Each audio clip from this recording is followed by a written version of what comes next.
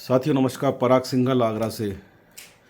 साथियों, जैसे मैं आपको हर वीडियो बताता हूँ अपने बारे में, एक कर जानकारी नाम से एक पाक्षिक पत्रिका है, टैक्स पत्रिका। उसका प्रकाशन पिछले 13 साल से कर रहे हैं और जून में पूरे 14 साल हो जाएंगे।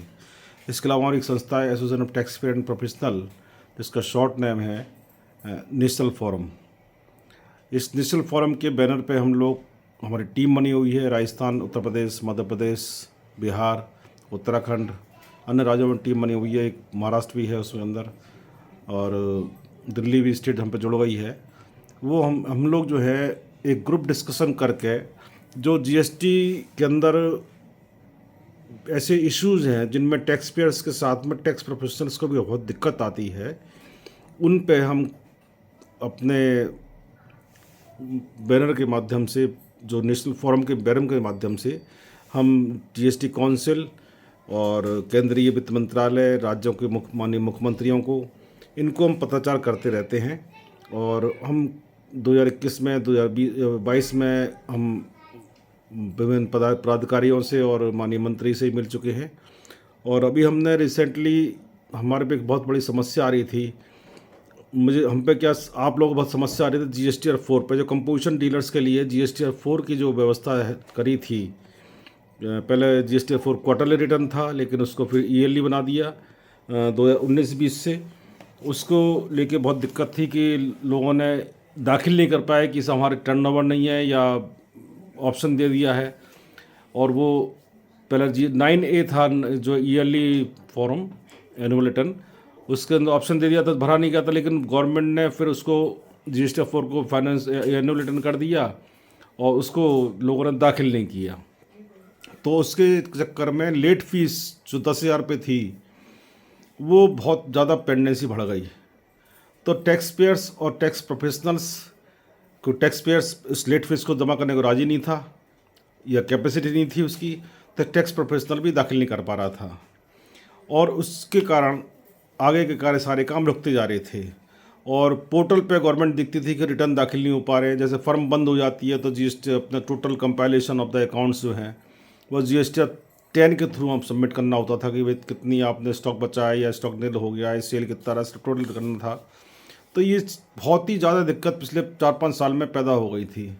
उसको लेके हमारी टीम है, हमारे जो चेयरमैन, नेशनल चेयरमैन है अंजनी कुमार श्रीवास्तव लखनऊ के हैं, को चेयरमैन संतोष गुप्ता जी कानपुर से हैं, मित्रा शर्मा जी हैं जो फाउंडर मेंबर हैं गौतम बुद्ध बार एसोसिएशन के, संजय श्रीवास्तव हैं ग्रेटर नोएडा के, दीपक गोयल बुलंदशहर के हैं, कर्णेश शर्मा जी रुड़की के हैं, सुनील ध्यानी देहरादून के, मनोज मैनी हैं मिर्ज़ापुर के, पवन गौतम सवाई माधोपुर जिला, और गणेश शर्मा जी बीकानेर के। वे अन्य पूरी टीम ने मिलकर के हम तैयार किया, और एक पत्र जो है केंद्रीय वित्त मंत्रालय और जीएसटी काउंसिल, माननीय मुख्यमंत्रियों को हमने एक पत्र भेजा कि जो जीएसटी 4 जो है और 9 और 10 जो है, जो पेंडिंग हो गए हैं, उस पर एक एमनेस्टी स्कीम लाई जाए, जिससे टैक्स पेयर्स को, टैक्स प्रोफेशनल राहत मिल सके। और उसमें गवर्नमेंट का जो जैसे 10,000 के हिसाब से जो लेट फीस नहीं मिल रही थी, कारण से रुके हुए थे, उसको एक मिनिमम फीस के माध्यम से उसको दाखिल कराने का एक सुनहरा अवसर दिया जाए। हमें बड़ी खुशी है बताते में कि हमारे पत्र पे केंद्रीय मंत्रालय ने, जीएसटी काउंसिल ने और स्टेट गवर्नमेंट्स ने कंसिडर किया, बहुत ही सहानुभूति कर लिया और रिकमेंडेशन दिया। और 50वीं बैठक जो जीएसटी काउंसिल की हुई थी, उसमें उसको एमनेस्टी स्कीम घोषित कर दिया गया। लेकिन समस्या क्या थी कि जीएसटी काउंसिल को 165 सेक्शन जो है, उसमें रूल्स में तो अमेंडमेंट करने के पावर है, लेकिन सेक्शंस को अमेंडमेंट करने की पावर नहीं थी। तो टेक्निकल इश्यूज़ के कारण, टेक्निकल जो बाउंडेशन थी उसके कारण माननीय वित्त मंत्री जी ने बजट 23 में इन सिफारिशों को, जीएसटी काउंसिल सिफारिशों को शामिल किया। चूँकि ये बजट लोकसभा से, राज्यसभा से पारित हो चुका है, माननीय राष्ट्रपति जी हस्ताक्षर कर चुके हैं, तो उन्होंने 31 मार्च को इन एमनेस्टी को घोषित किया। और इसके लिए 31 मार्च 2023 को उन्होंने 4 नोटिफिकेशन जारी किए। और खुशी की बात है, अभी शाम को हमारी जूम मीटिंग चल रही थी, उसमें हमारे एक साथी हैं अभिषेक सक्सेना मथुरा को, उन्होंने बताया कि साहब उनको पोर्टल पे जो पेंडिंग रिटर्न अपलोड होना प्रारंभ हो चुके हैं। जो नोटिफिकेशन नंबर 02/2023 सेंट्रल टैक्स जो है, उसमें सेक्शन 128 जो power to waive the penalty जो दिया गया है उसके अंतर्गत provided also that the amount of late fees payable under section 47 of the said act shall stand waived, which is in excess of 250 rupees and shall stand fully waived where the total amount of the central tax payable in the said return is nil. For the registered person who failed to furnish the return in form GSTR 4 for the quarters from July 17 to March 19 or for the financial year, क्योंकि financial year होगा, financial return हो गया था GST 4, financial year from 19-20 and 20-21 by the due date but furnish the set return between the period the first day of the April 23 to the 30 days of the June 23। इन्होंने सरकार ने 17 से 19 तक जो annual return था GST 4 और 19-20 में और 21-22, 19-20 से 21-22, 20-21 से 21-22 में जो रिटर्न दाखिल नहीं हुए हैं, अगर वो दाखिल कर देते हैं, अगर नील का दाखिल करते हैं तो उसमें टोटल फीस माफ़ है, और यदि टैक्सेबल अमाउंट कोई है ड्यू है तो उसके लिए वो दाखिल कर सकते हैं। लेकिन समस्या ये आ रही है कि जब तक ये इन्होंने टाइम दिया हुआ है 30 जून का, लेकिन GST 4 22 दाखिल करना, उसकी लास्ट डेट 30 अप्रैल है, एक्ट में प्रोविजन किया हुआ बजट 22 के अंदर।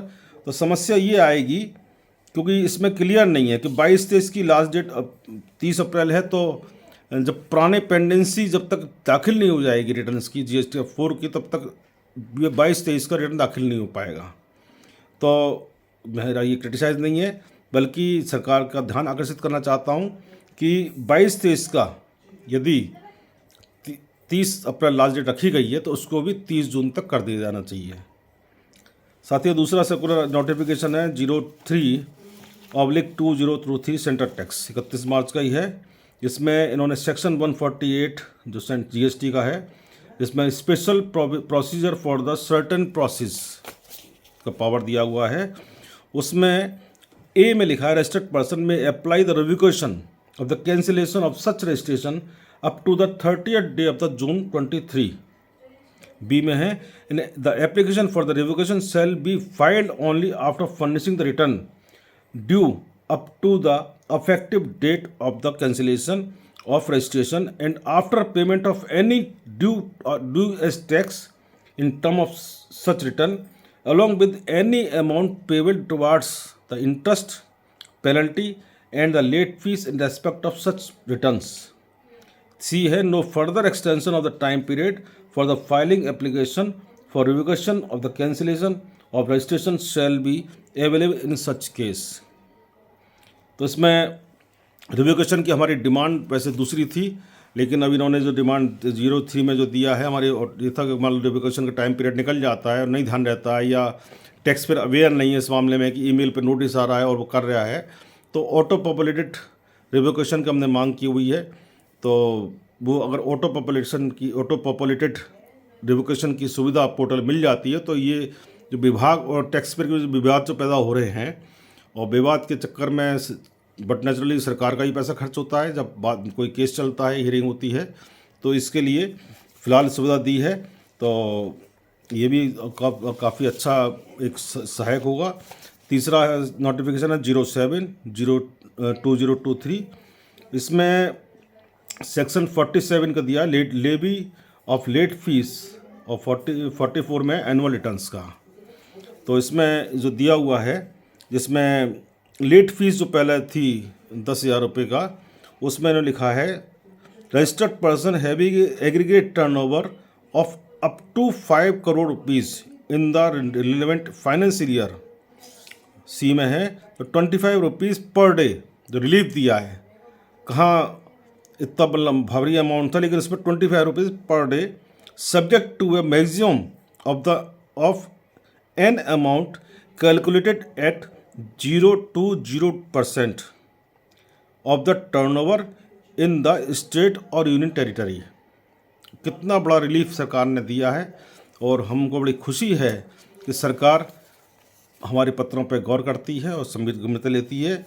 ये 22 देश के लिए भी ऑनवर्ड रहेगा और 17-18 से और 21-22 तक का भी उन्होंने दिया हुआ है।